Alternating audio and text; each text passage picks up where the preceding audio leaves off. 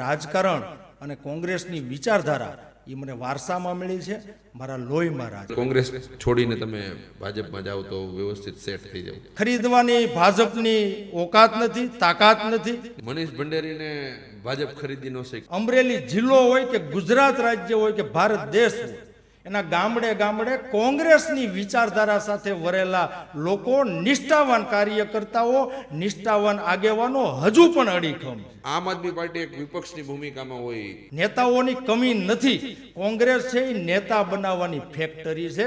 આ દેશને સારી લીડરશિપ આપવા માટે, સારું નેતૃત્વ આપવા માટે કોંગ્રેસ છે એ નેતાને તૈયાર કરનાર પાર્ટી. એવી શું તમારી પાસે કોંગ્રેસની આઈડિયોલોજી છે કે કોંગ્રેસ પક્ષમાં રાજનીતિમાં આવે? આમ આદમી પાર્ટી ભાજપની જ એક બી ટીમ છે. આરએસએસ તૈયાર કરેલી, જન્મ આરએસએસ માંથી થયેલો આમ આદમી પાર્ટી છે. મનીષભાઈ, અમરેલી ગુજરાતના રાજકારણમાં અમરેલીનો કાયમી માટે અમરેલીના નેતાઓનો દબદબો બંને પક્ષોની અંદર રહ્યો છે. આવનાર સમયમાં મજબૂતાઈથી સ્થાનિક સ્વરાજ્યની ચૂંટણી હોય તો ચૂંટણીમાં પણ સારું પ્રદર્શન કરશે અને સ્થાનિક સ્વરાજ્યની અંદર પોતાનું આધિપત્ય છે, પોતાની સત્તા છે એ મેળવશે અને આવનાર સમયની અંદર 2027ની અંદર ગુજરાત વિધાનસભા પણ કબજે કરવાનું કામ આજે કોંગ્રેસ પક્ષ છે એ કરવાનું છે. રાજકારણમાં આપણો દબદબો રહ્યો. લોકો એવું કહે છે કે અમરેલી વાળા લોકો ગુજરાતનું રાજકારણ નક્કી કરે છે. ગ્રામ પંચાયતથી માંડીને ગાંધીનગર સુધીનું શાસન, છતાં પણ અમરેલી જિલ્લાની હાલત છે એ દયનીય છે.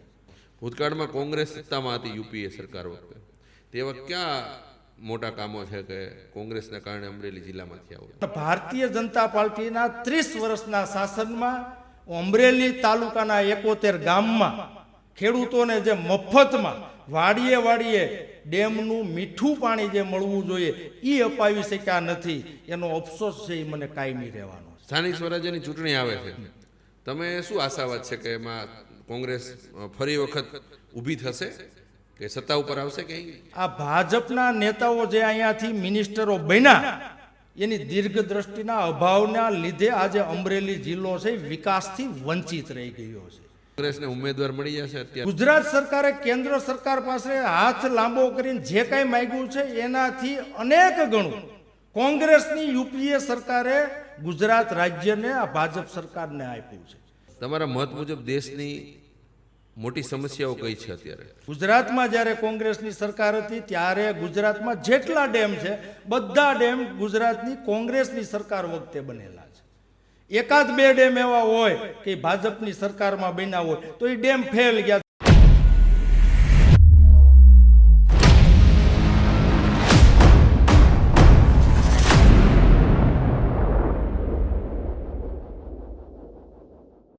નમસ્કાર, હું છું હસમુખ પટેલ અને આજે અંકુશના વ્યક્તિ વિશેષ કાર્યક્રમમાં આપણી સાથે ઉપસ્થિત છે અમરેલી તાલુકાના પૂર્વ કોંગ્રેસ પ્રમુખ મનીષ ભંડેરી. મનીષભાઈ, અંકુશના સ્પેશિયલ એપિસોડમાં આપનું હાર્દિક સ્વાગત છે. મનીષભાઈ, તમે તાલુકા કોંગ્રેસના પૂર્વ પ્રમુખ હતા, તો અમારા દર્શક મિત્રોને તમારો વ્યક્તિગત પરિચય આપશો. મારું નામ મનીષ ભંડેરી છે. હું અમરેલી તાલુકાના નાના એવા તરવડા ગામમાંથી આવું છું. મારા પિતાશ્રી છે એ ખેતી કામ કરે છે, એટલે કે હું ખેડૂત પુત્ર છું. રાજકારણ છે એ અમને વારસાગત અમારા લોહીમાં છે. મારા દાદાજી છે એ સ્વતંત્ર સેનાની હતા. જ્યારે અંગ્રેજો સામેની લડાઈ લડાતી હતી અને ભારત દેશને જ્યારે સ્વતંત્રતા આપવાનું જ્યારે કામ ચાલતું હતું, આંદોલન ચાલતું હતું, ત્યારે નેતાજી સુભાષચંદ્ર બોઝની આઝાદ હિન્દ ફૌજમાં મારા દાદા વીરજી બાપા ભંડેરી છે એ આઝાદ હિન્દ ફૌજમાં કામ કરતા હતા અને 1 વર્ષ સુધી આ આઝાદી અપાવવા માટે જેલવાસ છે એણે ભોગવેલો. જ્યારે ઇન્દિરા ગાંધીજી જ્યારે વડાપ્રધાન હતા ત્યારે એમના હસ્તે એમને તામ્રપત્ર પણ એનાયત થયેલું છે. અને મારા દાદા જ્યારે ઇન્દિરાજીની 20 મુદ્દા અમલીકરણ સમિતિ હતી એમના મેમ્બર પણ હતા. અને મારા ફાધર પણ અમરેલી જિલ્લા રાજીવ ગાંધી બ્રિગેડ કોંગ્રેસના પ્રમુખ રહી ચૂક્યા છે. અમરેલી જિલ્લા કોંગ્રેસમાં પણ કામ કરી ચૂક્યા છે. એટલે આ રાજકારણ અને કોંગ્રેસની વિચારધારા એ મને વારસામાં મળી છે, મારા લોહીમાં રાજકારણ. બહુ સરસ વાત કરી મનીષભાઈ. તમે ખૂબ જ નાની વયે કોંગ્રેસમાં સંગઠનાત્મક કામગીરી સંભાળી. લોકો યુવાન વયે લાઈફ સેટ કરવા માટે, કેરિયર સેટ કરવા માટે મતતા હોય, અને તમે એ સમયે અને એ પણ વિપક્ષમાં, તો એ જવાબદારી સંભાળી તમે કોંગ્રેસની, તો આ સંગઠનાત્મક જવાબદારી સંભાળી, તો તમે કેરિયર સેટ કરવાને બદલે રાજકારણમાં કેમ આવ્યા તમે? આમ તો મને નાનેથી જ પોલિટિક્સની અંદર, રાજકારણની અંદર ઇન્ટરેસ્ટ હતો. હું ભણ્યો પૂરું, મારી આગળ ટોટલ 6 ડિગ્રીઝ, MCOM અને MBA 2 મારી પાસે માસ્ટર ડિગ્રીઝ.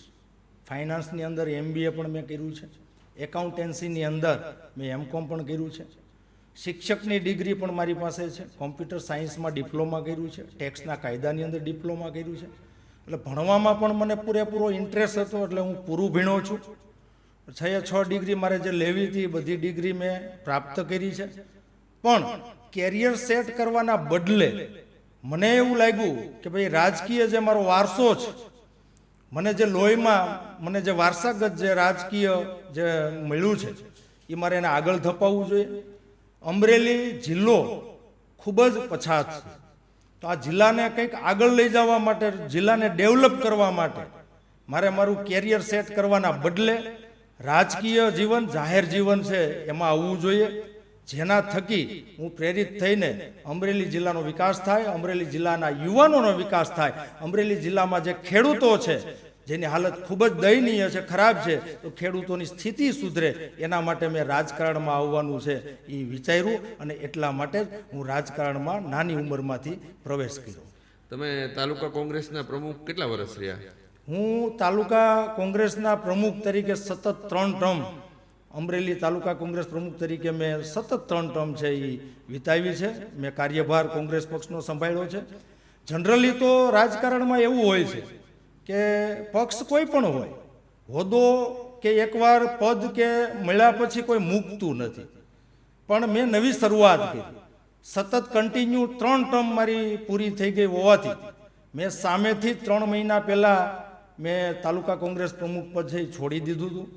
હું છોડું તો કોઈક નવયુવાનને તક મળે અને નવો કોઈ યુવાન નેતા છે એ તૈયાર થાય, એટલા માટે મેં તાલુકા કોંગ્રેસ પ્રમુખની જવાબદારી 8.5 વર્ષ સંભાળી, અને 8.5 વર્ષમાં અમરેલી તાલુકા કોંગ્રેસ સમિતિમાં નવા યુવાનોને જોડવા, સંગઠન મજબૂત કરવું વગેરે જે કામગીરી મારે કરવાની થતી હોય એ મારી રીતે સારામાં સારી રીતે થાય એ રીતે કરવાની મેં પ્રયત્ન છે એ કરેલા છે. તમારા 8 વર્ષના કાર્યકાળ દરમિયાન તમારી માટે સૌથી મોટો પડકાર કયો હતો? કે ભાઈ સિનિયર નેતાઓ અને તમે યુવાનના સિનિયર, કોંગ્રેસમાં તો સિનિયર નેતાઓ ઘણા, એમ તેનો જે તાલમેલ મેળવવામાં કંઈ મુશ્કેલી પડ્યો, તમારો પડકાર શું હતો? મોટો પડકાર તો એ હતો કે હું નાની ઉંમરમાં પ્રમુખ બન્યો. હવે જ્યારે હું અમરેલી તાલુકા કોંગ્રેસના પ્રમુખનો મેં કાર્યભાર સંભાળ્યો ત્યારે અમરેલી તાલુકા પંચાયત, જિલ્લા પંચાયત, નગરપાલિકા છે કોંગ્રેસ પાસે હતી. એટલે કોંગ્રેસના જે ચૂંટાયેલા જે પ્રતિનિધિઓ હતા ત્રણેયમાં, તાલુકા, જિલ્લા પંચાયત, નગરપાલિકામાં, એટલે એ તાલુકા પંચાયત, જિલ્લા પંચાયત, નગરપાલિકાના સભ્ય હોય, ચેરમેન હોય કે પ્રમુખશ્રી હોય કે સિનિયર નેતાઓ હોય, એમની સાથે અને યુવા પેઢી સાથે સંકલન કરવાનું કામ છે એ થોડું કઠણ હતું, અઘરું હતું.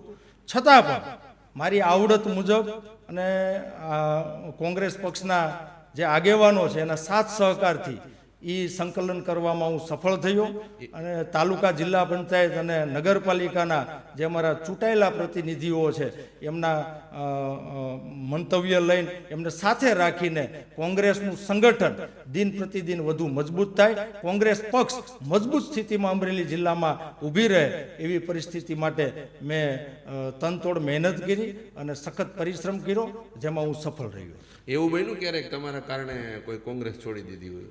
નહીં, મારા સતત 3 વર્ષના કાર્યકાળમાં, 3 ટર્મના કાર્યકાળમાં 8.5 વર્ષ હું જો 8.5 વર્ષમાં મારા નેતૃત્વમાં અમરેલી તાલુકા કોંગ્રેસમાં કોઈ પણ વ્યક્તિ કોંગ્રેસ પક્ષ છોડી નથી ગયો, એ એક મારો પ્લસ પોઈન્ટ છે.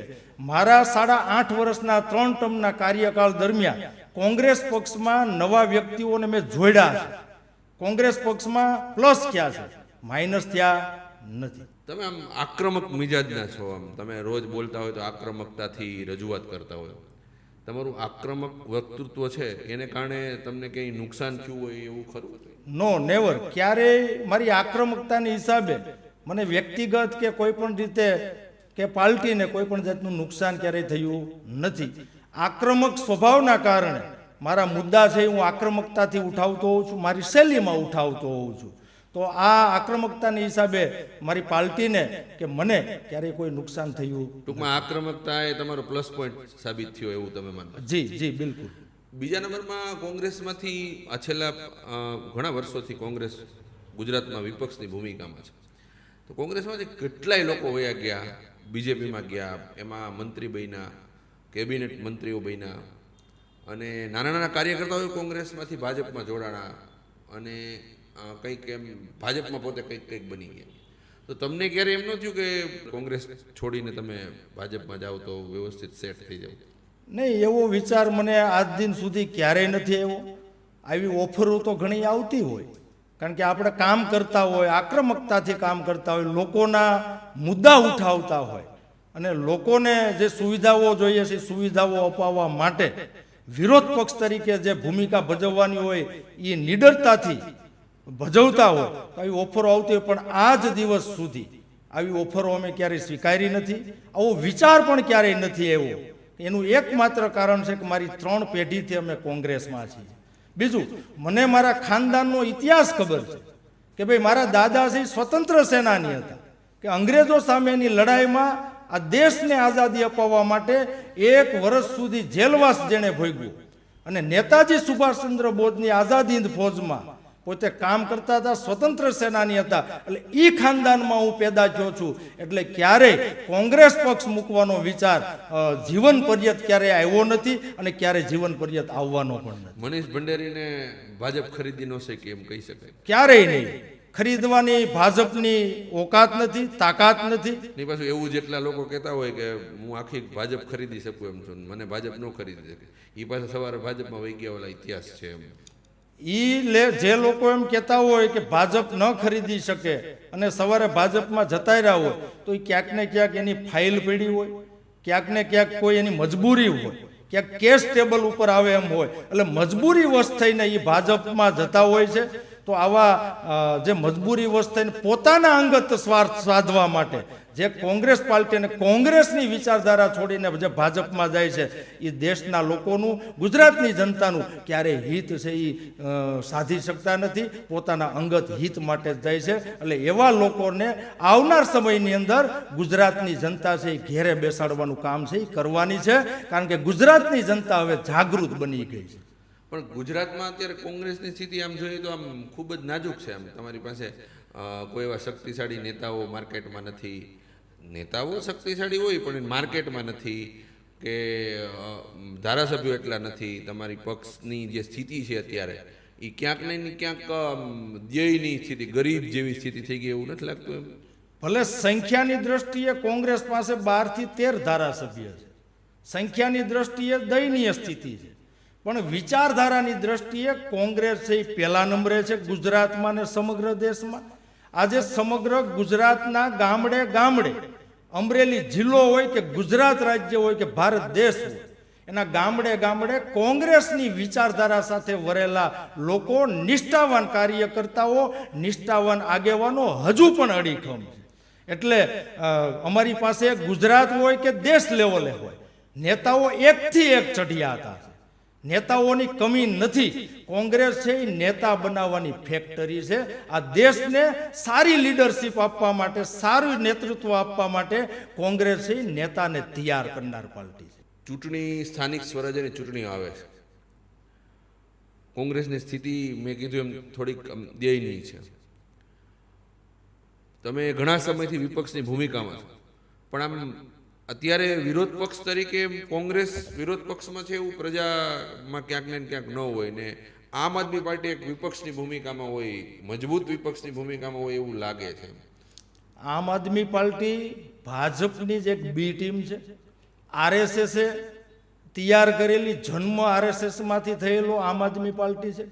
સમગ્ર ભારત દેશની અંદર કોંગ્રેસને ખતમ કરવા માટે આરએસએસ છે એ આમ આદમી પાર્ટી છે એણે તૈયાર કરી છે, અને એનો જન્મ આરએસએસ દ્વારા થયો છે. એટલે આમ આદમી પાર્ટી ભાજપની બી ટીમ છે. એ સમગ્ર અમરેલી જિલ્લાની, ગુજરાતની અને દેશની જનતા છે એ જાણી ચૂકી છે. એટલે આમ આદમી પાર્ટી કોઈ વિકલ્પ નથી. ગુજરાતમાં અને સમગ્ર ભારત દેશમાં કોંગ્રેસ જ એકમાત્ર એવો વિકલ્પ છે કે દેશને અને રાજ્યને નવી ઉન્નતિ તરફ છે એ લઈ જઈ શકશે. એટલે કોંગ્રેસ આવનાર સમયમાં મજબૂતાઈથી સ્થાનિક સ્વરાજ્યની ચૂંટણી હોય તો ચૂંટણીમાં પણ સારું પ્રદર્શન કરશે અને સ્થાનિક સ્વરાજ્યની અંદર પોતાનું આધિપત્ય છે, પોતાની સત્તા છે એ મેળવશે અને આવનાર સમયની અંદર 2027ની અંદર ગુજરાત વિધાનસભા પણ કબજે કરવાનું કામ આજે કોંગ્રેસ પક્ષ છે એ કરવાનું છે અને 2029ની અંદર ભારત દેશમાં કેન્દ્રમાં પણ કોંગ્રેસની સરકાર હશે.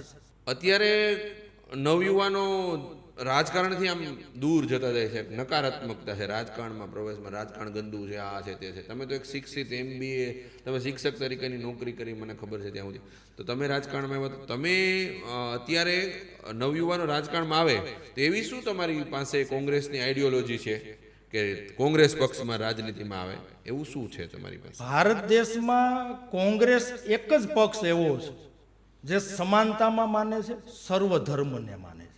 દરેક ધર્મને, દરેક સમાજને, દરેક જ્ઞાતિને સાથે લઈને ચાલવું અને દરેક સાથે સમાન વ્યવહાર કરવો, બધાને સમાન તક આપવી, એ આઈડિયોલોજી છે એ કોંગ્રેસ પક્ષની છે.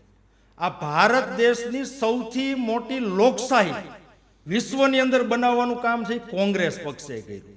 ભારત દેશ આઝાદ થયા પછી ભારત દેશને જે બંધારણ આપવાનું કામ કર્યું છે કે ભાઈ દેશ કયા બંધારણ મુજબ ચાલશે, તો એ બંધારણ ઘડવાનું કામ છે એ કોંગ્રેસ પક્ષે કર્યું છે. માટે જે કોંગ્રેસની જે સમાનતાની જે વિચારધારા છે, એ વિચારધારા, એ આઈડિયોલોજીને હિસાબે અત્યારની જે જનરેશન છે, જે નવી યુવા પેઢી છે, એ કોંગ્રેસ તરફ ચોક્કસ આવશે અને આવનાર ભવિષ્ય છે, નવયુવાનોનું ભવિષ્ય છે એ કોંગ્રેસમાં છે. અને કોંગ્રેસ થકી જ ગુજરાત રાજ્ય હોય કે ભારત દેશ હોય, એ કોંગ્રેસ થકી જ ઉન્નતિના પંથે છે એ જવાના છે. યુવાનોએ રાજનીતિમાં આવવું જોઈએ એવું તમે માનો છો ને? આવવું જોઈએ તો તમે યુવાનોને શું સંદેશ આપવા માંગો છો કે રાજનીતિમાં અવાય કે ન અવાય? ખરેખર તો જો દરેક ગામડાનો, તાલુકાનો, શહેરનો, જિલ્લાનો, રાજ્યનો કે ભારત દેશનો જો વિકાસ ઈચ્છતા હોય અને જે કંઈ યુવાનો પોતે જે ક્વોલિફિકેશન, જે એજ્યુકેશન મેળવવું છે એનો ખરા અર્થમાં ઉપયોગ થાય અને દેશ માટે, સમાજ માટે એ એજ્યુકેશનનો ઉપયોગ થાય, પોતાનું યોગદાન આપવા માટે હું ભારત દેશના, ગુજરાતના અને ભારત દેશના નવયુવાનોને આહ્વાન કરું છું કે આવો તમારું અને આ દેશનું ભવિષ્ય છે ઉજ્જવળ બનાવવા માટે કોંગ્રેસ પક્ષની વિચારધારા સાથે જોડાવો અને આ ભારત દેશને નવી ઊંચાઈ સુધી પહોંચાડવામાં જે કોંગ્રેસ પક્ષ જે મથી રહ્યો છે, મહેનત કરી રહ્યો છે, એમાં તમારું યોગદાન આપો. મનીષભાઈ, તમે 3 ટર્મ કોંગ્રેસ, તાલુકા કોંગ્રેસના પ્રમુખ રહ્યા, તો એવા કયા કામો છે કે જે પ્રજાના જાહેર કામો છે એ ન થયા હોય ને એનો તમને અફસોસ હોય કે આ કામ ન થયા, એવા કયા કામ? 100% ગુજરાતમાં આમ તો ગણો તો છેલ્લા 30 વર્ષથી ભાજપની સરકાર છે, ભારતીય જનતા પાર્ટી. કોંગ્રેસ પક્ષ 30 વર્ષથી વિરોધ પક્ષમાં બેઠો છે. 30 વર્ષથી શાસન હોય, ગ્રામ પંચાયતથી માંડીને ગાંધીનગર સુધીનું શાસન હોય, છતાં પણ અમરેલી જિલ્લાની હાલત છે એ દયનીય છે. અમરેલી જિલ્લો છે એ ખેતીવાડી આધારિત જિલ્લો છે. એમાંય અમારો અમરેલી તાલુકો સંપૂર્ણ ખેતીવાડી ઉપર આધારિત છે. તો હું સતત 3 ટર્મ એટલે 8.5 વર્ષ અમરેલી તાલુકા કોંગ્રેસના પ્રમુખની મેં જવાબદારી નિભાવી. તો એમાં મારો એક પ્રયત્ન એ હતો કે મારા અમરેલી તાલુકાના જે ગામડાના જે ખેડૂતો છે એની વાડીએ મફત કેનાલ દ્વારા પાણી મળવું જોઈએ. એના માટે સરકારમાં અવારનવાર રજૂઆતો કરી છે, અવારનવાર ખેડૂતોને સાથે લઈને મુદ્દાઓ પણ ઉઠાવ્યા છે.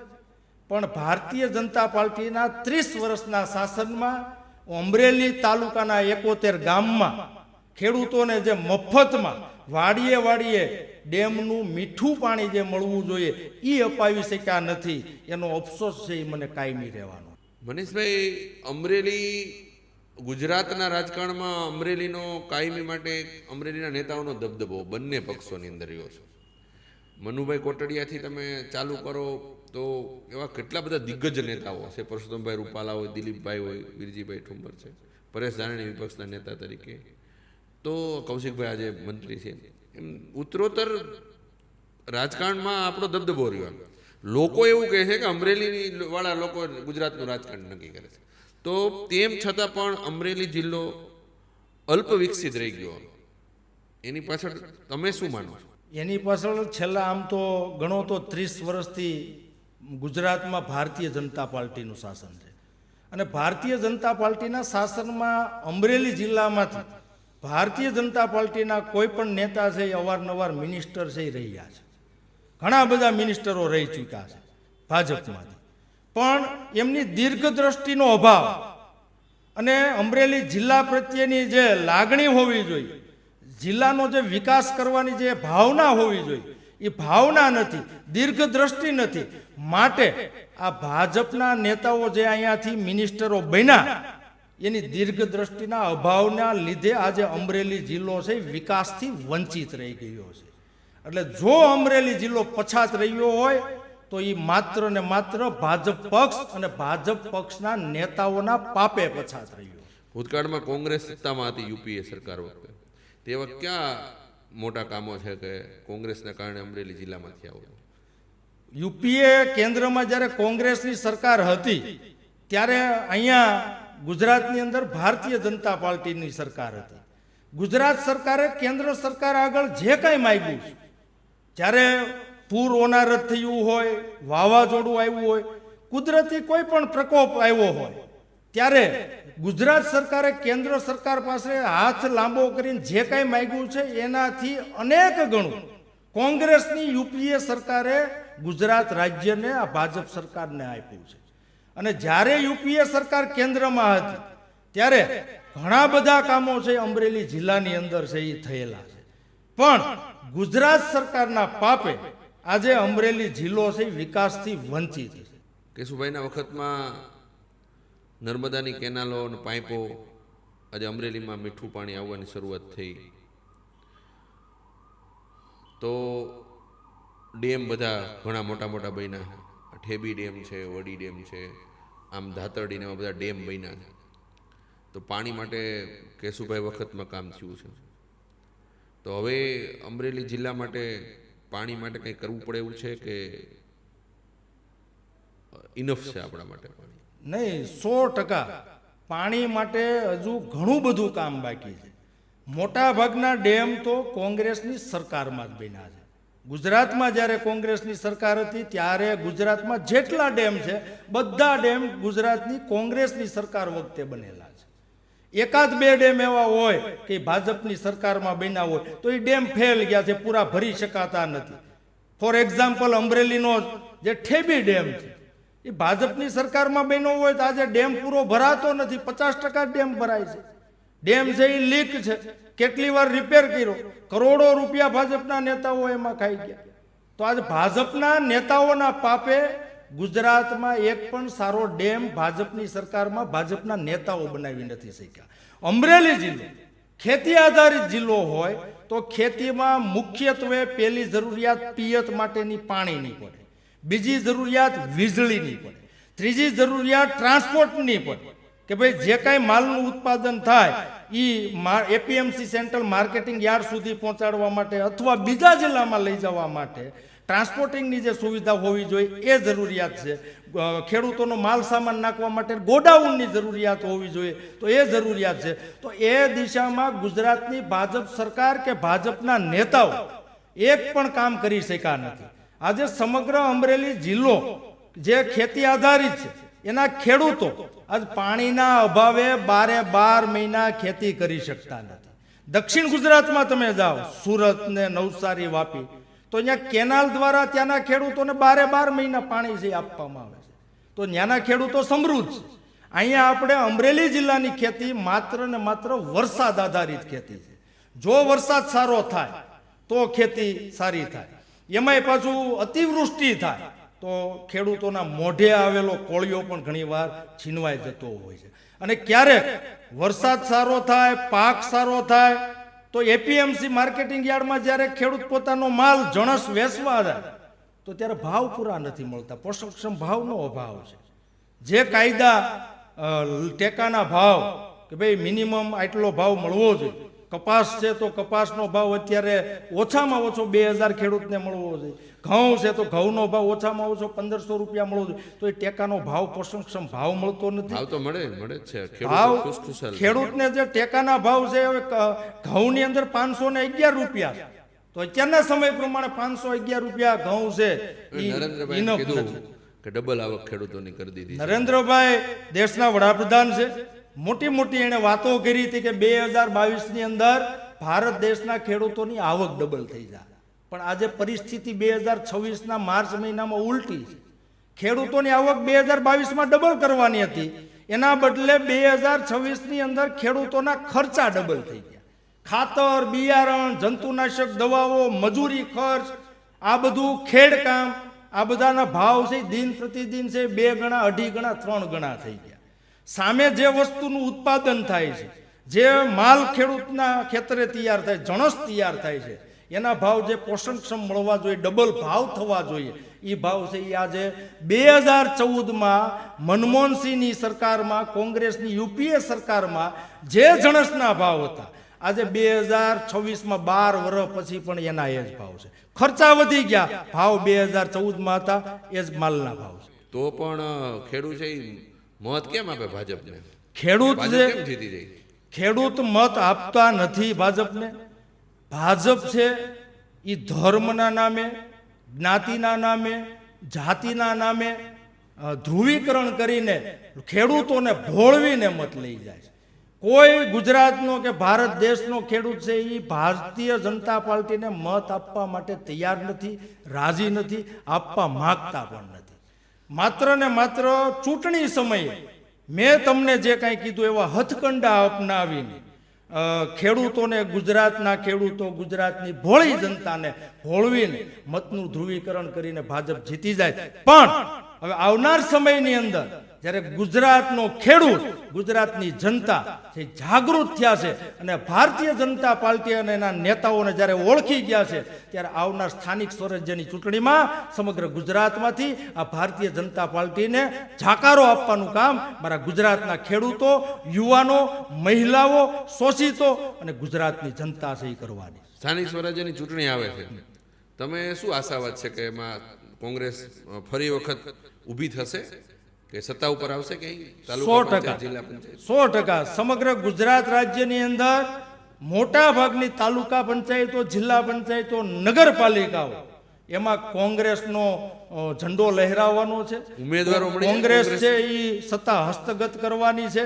એટલે સમગ્ર ગુજરાત રાજ્યની અંદર સ્થાનિક સ્વરાજ્યની ચૂંટણીમાં કોંગ્રેસ એ સત્તા ઉપર આવવાની છે, એમાં કોઈ શંકાને સ્થાન. કોંગ્રેસને ઉમેદવાર મળી જશે અત્યારે? અરે ચૂંટણી લડવા માટે અત્યારે કોંગ્રેસના સિમ્બોલ ઉપર ચૂંટણી લડવા માટે એક તાલુકા પંચાયતની સીટ હોય, એક જિલ્લા પંચાયતની સીટ હોય તો અનેક ઉમેદવારો લાઇનમાં ઊભા છે. અત્યારથી નેતાઓને, સંગઠનને કહે છે કે ભાઈ અમારે ચૂંટણી લડવીશ, અમારે ચૂંટણી લડવીશ. કોંગ્રેસને એક સીટ ઉપર 15 ઉમેદવાર હોવાથી પસંદ કરવામાં મૂંઝવણ થવાની. એટલા ઉમેદવારો કોંગ્રેસના સિમ્બોલ ઉપર ચૂંટણી લડવા માટે અત્યારથી તૈયાર છે, થન ગણી રહ્યા છે. ટૂંકો જવાબ જોઈએ. મનીષ ભંડેરી 2027માં વિધાનસભાની ચૂંટણી લડશે? એ તો જનતા અને પાર્ટી નક્કી કરશે. તમને સંગઠન ગમે છે કે સત્તા? પાર્ટી જે જવાબદારી સોંપે, પાર્ટી સંગઠનની જવાબદારી સોંપે તો સંગઠનમાં પણ મને કામ કરવું ગમે છે. પાર્ટી ચૂંટણી લડાવે તો ચૂંટણી લડીને પણ લોકોની સેવા કરવાનું કામ મને પસંદ છે. પાર્ટી મને જે કાંઈ આદેશ કરશે એ મને શિરોમાન્ય છે. મનીષભાઈ, તમારો ફેવરિટ નેતા કોણ? મારા દેશ લેવલે મારો ફેવરિટ નેતા છે એ રાહુલ ગાંધી છે, મારો હીરો છે, આઈડોલોજી. અને ગુજરાતમાં તમે કયા નેતાઓને ચાહો? ગુજરાતની અંદર મારા ફેવરિટ જો કોઈ નેતા હોય, મારો હીરો હોય, મારો લીડર તો એ પરેશભાઈ ધાનાણી. બિન રાજકીય રીતે તમે બીજી પાર્ટીના નેતાઓ દેશ લેવલે કે વોટેવર બીજી પાર્ટીના નેતાઓના ને પ્રત્યે નામ લેવાનું થાય તો તમને કોણ ગમે? બીજી પાર્ટીમાં ગુજરાતમાં જો કોઈ નામ લેવાનું થાય તો પૂજ્ય સ્વર્ગવાસ કેશુબાપા પટેલ હતા કે જેણે લોકો માટે સારા કામ કર્યા હતા. એટલે કેશુબાપા પટેલ છે એ અન્ય પાર્ટીમાંથી, ભાજપ પાર્ટીમાંથી સારા નેતા કહી શકાય, સારા નેતા હતા. મનીષભાઈ, સ્થાનિક સ્વરાજ્યની ચૂંટણીમાં તમારો રોલ શું હશે અહીંયા? મારો રોલ અમરેલી તાલુકા પંચાયતની 18 સીટ છે, 4 જિલ્લા પંચાયતની સીટ છે. અમરેલી તાલુકા પંચાયત છે એ કોંગ્રેસની હસ્તગત કરવી, કોંગ્રેસની બોડી છે એ તાલુકા પંચાયતમાં બેસે. જિલ્લા પંચાયતની 4 સીટ છે એ જીતીને જિલ્લા પંચાયતમાં અમારા કોંગ્રેસના સિમ્બોલ ઉપરથી કેન્ડિડેટ મોકલવા, અને અમરેલી જિલ્લા પંચાયતમાં પણ કોંગ્રેસનું શાસન આવે, કોંગ્રેસની બોડી બેસે. અમરેલી જિલ્લાની અંદર ટોટલ 11 તાલુકા છે, તો 11 તાલુકા પંચાયત અને નગરપાલિકા અને જિલ્લા પંચાયતમાં બધે જ કોંગ્રેસનો પંજો લહેરાય અને કોંગ્રેસની સત્તા આવે, એના માટે જે કાંઈ કરવું પડશે એના માટે અમે તનતોડ મહેનત રાત ને દિવસ અમે કરશું. તમારા મત મુજબ દેશની મોટી સમસ્યાઓ કઈ છે અત્યારે? સૌથી મોટી જો ભારત દેશની સમસ્યા હોય તો એક તો બેરોજગારી છે. નવયુવાન છે એ ભણી ગણીને ડિગ્રી લઈને નોકરી માટે લાઈનમાં ઊભો છે, ઊભા રોડે ચડ્યો છે, છતાં પણ એમને નોકરી મળતી નથી. બીજી સમસ્યા સૌથી મોટામાં મોટી હોય તો આરોગ્યની સમસ્યા છે. આજે ભારત દેશની અંદર સૌથી વધારે ગરીબોની વસ્તી છે, તો ગરીબોને જે આરોગ્યની સુવિધાઓ જે મળવી જોઈએ એ સુવિધાઓ મળતી નથી. મોટું કોઈ ઓપરેશન, મેજર ઓપરેશન કરવાનું થાય તો એ બધાએ ઓપરેશન ફ્રી ઓફમાં ક્યાંય થતા નથી. માટે એક આરોગ્યનો વિષય છે, શિક્ષણનો વિષય છે, બીજું કે ખેડૂતનો વિષય છે એ પણ મહત્વનો છે. ભારત દેશની ઇકોનોમી છે એ ખેતી આધારિત ઇકોનોમી છે. 65% ભારત દેશનું અર્થતંત્ર છે એ ખેતી ઉપર નિર્ભર છે. તો આજે સમગ્ર ભારત દેશની અંદર ભારતનો ખેડૂત દેવાના બોજ તળે ડૂબતો જાય છે, ખર્ચા છે એ વધતા જાય છે, ખેડૂતની આવક ઘટતી જાય છે, અને ખેડૂત દિન પ્રતિદિન દેવાના બોજ તળે ડૂબીને આત્મહત્યા છે એ કરવા માટે પ્રેરિત થાય છે. આજે મારો ખેડૂત દિન પ્રતિદિન આત્મહત્યા કરે તો એનું ચોક્કસથી મને દુઃખ છે. આ ભારત દેશની સૌથી મોટી સમસ્યા છે. જો ભારત દેશનો ખેડૂત છે એ સદ્ધર થશે તો જ ભારત દેશ છે એ વિકસિત થશે અને ભારત દેશ છે એ મહાશક્તિ બનશે. મનીષભાઈ, છેલ્લો સવાલ, હાલની જે રાજનીતિ છે એમાં લોકશાહીની સ્થિતિ શું છે? અત્યારે વાસ્તવિક પરિસ્થિતિ પ્રમાણે તમે જુઓ તો ભારત દેશની અંદર, ગુજરાતમાં નહીં પણ સમગ્ર ભારત દેશની અંદર લોકશાહી છે મરી પરવાડી છે. આ ભારતીય જનતા પાર્ટીનું શાસન જ્યારથી ગુજરાતમાં અને કેન્દ્રમાં આવ્યું ત્યારથી લોકશાહીનું ખૂન કરી નાખ્યું છે, બંધારણ છે એ ખતમ કરી નાખ્યું છે. એટલે આ રાજનીતિ હોવી જોઈએ નહીં. બદલાની રાજનીતિ કરે છે, રાગ દ્વેષની રાજનીતિ છે એ ભારતીય જનતા પાર્ટી કરી રહી છે.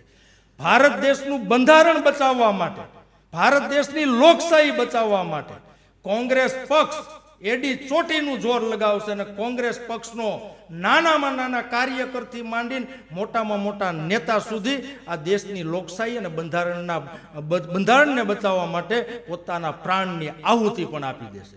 મનીષભાઈ ભંડેરીનો એવો આશાવાદ છે કે આવનારા દિવસોમાં કોંગ્રેસ ફરી વખત સત્તામાં આવશે, તેમજ લોકશાહી બચાવવા માટે કોંગ્રેસના કાર્યકર્તાઓ ખૂન પસીનો એક કરીને મહેનત કરશે અને આ દેશની અંદર લોકશાહીને પુનર્જીવિત કરવા માટે એના પ્રયાસો કરશે, એવો એનો આશાવાદ છે. આજે આપણી વચ્ચે અમરેલીના આક્રમક યુવા નેતા, પૂર્વ કોંગ્રેસ તાલુકા પ્રમુખ મનીષભાઈ ભંડેરી જોડાયા. મનીષભાઈ, તમારો અંકુશના પ્લેટફોર્મ ઉપર જોડાવા માટેનો ખૂબ ખૂબ આભાર માનું છું. Thank you.